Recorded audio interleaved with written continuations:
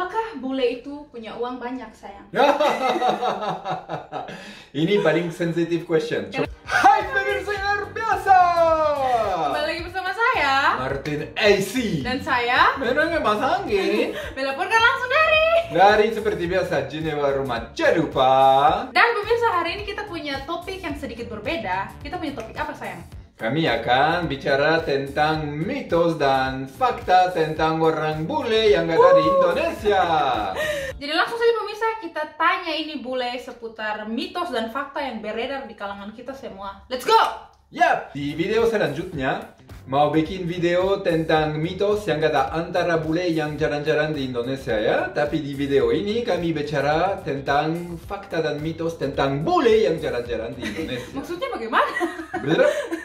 Jadi pemirsa, yang harus saya bilang ke Martin bahwa sama seperti stereotype, ada banyak pemirsa-pemirsa di Indonesia, umat-umat di Indonesia tuh yang punya pandangan tersendiri mengenai bule, seperti stereotype Iya begitu. betul, itu Oke? biasa. Jadi salah satunya itu begini, sayang, apakah benar bule-bule itu mereka suka kaum-kaum yang kulitnya coklat? Tentunya itu betul. Itu benar? Sama dengan cewek dan cowok Indonesia suka cewek dan cowok bule kah? Oh, iya. Betul. Jadi itu fakta atau mitos? Nah, ini fakta. Fakta, pemirsa ya, ini bule yang bilang kalau memang bule-bule itu suka kaum-kaum yang coklat. Pet, coba lihat kami ya. Coba lihat kita. Betul. Kamu coklat, saya bule, kami bersama toh. Betul. Saya juga suka dia karena dia punya kulit putih, pemirsa. Dan saya suka kamu karena kamu punya kulit manis. Oh, cie. Saya pikir semua orang suka yang beda. Tuh, jadi cewek Indonesia suka cowok bule kenapa? Karena beda.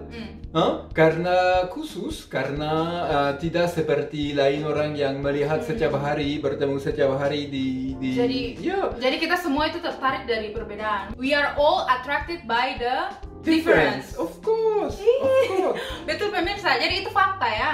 Dan saya senang sekali karena kamu beda ya. Jadi waktu saya lihat kulitmu, badanmu, wajahmu dan lain-lain, saya pikir wow, cewek ini beda. Jadi saya attracted juga. Pernyataan yang selanjutnya, apakah benar kalau bule-bule itu punya postur badan tinggi-tinggi? Look at me, Pet. No, apakah itu fakta atau mitos, sayang? No, ini mitos. Ini mitos karena coba, oke, saya tinggi. Tapi juga ada bule yang pendek. Betul. Tuh. Itu betul, pemirsa. Dan kamu tinggi juga kah? Betul. Jadi di waktu kamu di Indonesia kamu lebih tinggi dari banyak orang. Dan kalau di sini juga lebih tinggi dari banyak orang kah? Jadi pemirsa, saya punya postur tubuh ini juga sebenarnya kalau untuk sama seperti orang-orang bule yang lihat kalau mungkin mereka pikir orang-orang Indonesia itu pendek-pendek, tidak juga. Saya punya postur ini juga kalau dibilang ini masuk kalangan postur tinggi. Jadi bule-bule itu juga kalau saya lihat tidak semuanya tinggi-tinggi, ada juga bule pendek. Tapi coba manusia seperti pohon. Tuh, no, manusia seperti hutan. Ada pohon kecil, ada pohon besar, tinggi, pendek dan lain-lain tuh. Dan orang rakyat juga. Ada orang pendek di Indonesia, ada orang pendek, besar, ya, orang dan ada orang pendek di Swiss tuh, atau di Eropa, dan juga ada orang tinggi di beberapa di seluruh negara tuh. Benar. Jadi itu mitos ya. Nah, definitely mitos, Pet. Itu cuma mitos, pemirsa. Oke, next. Apakah bule itu punya uang banyak, sayang? Ini paling sensitive question. Coba lihat. Tanya, ini sensitif apalagi kalau tanya orang Swiss ya, pemirsa. Jangan tanya orang Swiss seputar uang-uang itu. Oke, jadi saya mesti bilang, waktu kami bertemu, pertama 2 minggu saya tidur di rumah, saya tidur di atas balkoni, saya tidur di kasur pelni, dan saya pakai celana yang robek. Apakah itu berarti uang? Tidak juga. Tidak. Karena saya pikir ini berbicara tentang pengalaman pribadi ya. Kalau saya pribadi, saya tidak lihat dia berdasarkan punya uang atau tidak. Saya tidak punya pikiran kalau bule itu punya uang banyak atau tidak. Karena itu yang saya lihat pertama kali saya ketemu dia. Martin ini jauh dari kriteria bule yang punya banyak uang. Datang saja sudah dengan celana robek. No, tapi coba yang mesti bilang itu benar. Kalau kamu tukar uang, kalau kamu tukar 1 franc Swiss, kamu dapat 15.000 rupiah Indonesia. Itu untuk bule Swiss ya pemirsa, tidak tahu dengan bule-bule yang di negara lain. Jadi itu berarti tidak sulit untuk orang Swiss waktu pergi ke Indonesia kelihatan kaya karena ya jadi tukar uang ini paling penting untuk bule di Indonesia. Tapi ini tidak berarti waktu mereka pulang ke rumahnya di negara bule itu tidak berarti mereka kaya. Biasanya mereka orang biasa, tidak orang kaya. Tapi kalau kamu kaya atau tidak? Saya kaya dalam. Dia kaya hati pemirsa ya. Bukan cuma hati. Jadi itu pemirsa, itu mitos. Yang bilang bule kaya itu, yang bilang bule punya banyak uang itu belum tentu ya. Betul. Sama seperti orang Indonesia yang bilang orang Indonesia itu miskin, belum tentu juga. Secara material ya. Saya tinggal 1 tahun di Indonesia. Saya tinggal 1 tahun di Ambon dan bertemu dengan banyak orang yang jauh lebih kaya dari saya. No, betul. Itu pemirsa. Jadi salah satu contoh bule yang tidak kaya raya ini artinya secara materi, tapi dia ini kaya otak dan kaya hati. Pernyataan yang selanjutnya, sayang, apakah benar bule itu tidak suka komitmen? Saya pikir ini benar. Ini benar. Kenapa? Karena ini klasik sekali. Jadi bule jalan-jalan, khususnya guys, dan bertemu dengan cewek di mana-mana. Dan sorry. Jangan sayang cerita tentang saya punya pengalaman pribadi ya. Tapi coba, apakah kami bersama sekarang? Betul. So, jadi kalau saya suka komitmen atau tidak? Betul. Tapi ini sekarang kamu tidak tahu sebelumnya. Tapi coba.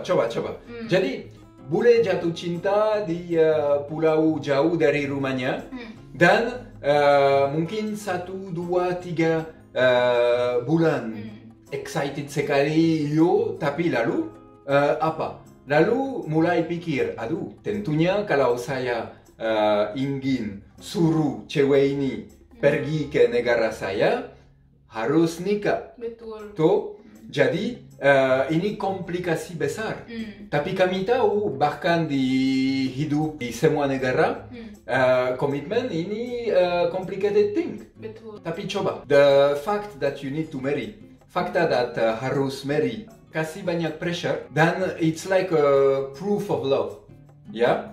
Tapi saya bisa bicara dengan tentang experience saya dengan kerbau ini ya, dengan istri saya yang pemirsa, saya jangan panggil kakak kerbau lagi, nanti pemirsa marah. Ini namanya cinta. Pemirsa yang dengar kalian, kalau dengar kita bikin bercanda panggil kerbau between each other, itu kita punya panggilan cinta ya, jadi jangan marah. Ini cuma namanya cinta. Iya betul, lanjut. So berarti bule-bule itu benar, itu fakta bahwa mereka tidak suka komitmen. Betul, karena kamu jauh dari rumah, jauh dari semua orang. It's so easy start sejarah cinta, so easy bilang banyak sekali kata madu. Tapi lalu kalau mesti really take the decision, it's susah. Kamu tahu paling sulit untuk kamu datang ke sini. Betul. Paling sulit untuk kita nikah. Jadi let's say this, a love story between bule dan orang Indonesia adalah hal yang paling susah. Oke? So lanjut pemirsa, apakah benar bahwa bule itu free cinta? Jangan saya bilang free titik-titik lagi. Apakah bule itu suka melakukan titik-titik secara bebas? Oh, cinta bebas? Cinta bebas. Tentunya. Karena itu benar. Di negara bule, nggak ada perbatasan.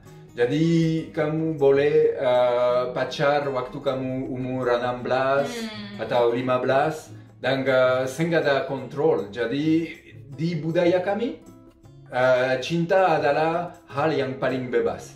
Jadi untuk kita biasa bisa pacar dan bisa jatuh cinta dan bisa tidur dengan orang tanpa ada perbatasan. Jadi kalau di Indonesia itu kita tahu bahwa cinta bebas itu cinta yang terlarang ya. Tapi kalau bagi bule itu pemirsa itu hal biasa. Bahkan saya umur berapa tahun pertama kali cinta bebas? Mau tahu? Iya. Alors, bon, di SMP di SMP, no, sebelum. Ya, muda sekali. Umur berapa tahun? Muda. Muda sekali, 14. 14. Pemirsa, ini dia pertama kali kenal cinta bebas 14 tahun. Saya mau tahu saya berapa tahun.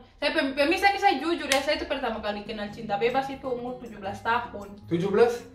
Sadis kan? Ya, tapi 17. Dia paling muda, anakku ini tidak adil itu. Tapi itu karena pemirsa perbedaan itu. Saya di kultur saya punya orang tua itu berpesan bahwa jangan bebas sebelum habis sekolah. Tapi Martin ini kan dia punya orang tua tidak ada pesan-pesan begitu. Cinta bagi mereka itu hal yang no border. Ya, jadi natural. Ini biasa tuh. Jadi begitu ya, itu fakta. Fakta. Itu fakta pemirsa. Oke, let's go. Next pernyataan. Sayang, apakah benar kalau bule-bule itu suka party-party, suka minuman-minuman keras? Betul. Saya tanya dia, padahal saya nih juga suka party-party dulu pemirsa ya. Iya, no, tapi ini betul. Ini betul. Itu betul ya. Khususnya kalau kamu muda tuh, suka pergi keluar bertemu dengan teman-teman, pergi menari-menari dan juga minum-minum ya. Tapi ini biasa. Tapi ini cuma mayoritas orang yang bikin itu. Tidak semua orang. Juga ada minoritas besar yang tidak suka party. Betul. Lebih suka tetap duduk di rumah atau pergi ke tempat sedikit. So it depends by the age of the bule. Kalau bule yang sudah tua seperti saya punya mertua, of course mereka tidak pergi party. Kalau bule yang sudah tua seperti Martin yang sudah menikah ini, saya tidak membiarkan dia party pemirsa. Paling cuma sebulan sekali ya. Ya sedikit kadang-kadang. Dia sudah tidak begitu party. Saya juga pemirsa. Karena sudah menikah ya. Tapi benar, definitely benar. Itu fakta pemirsa, bule-bule itu suka party dan suka minum-minuman alkohol.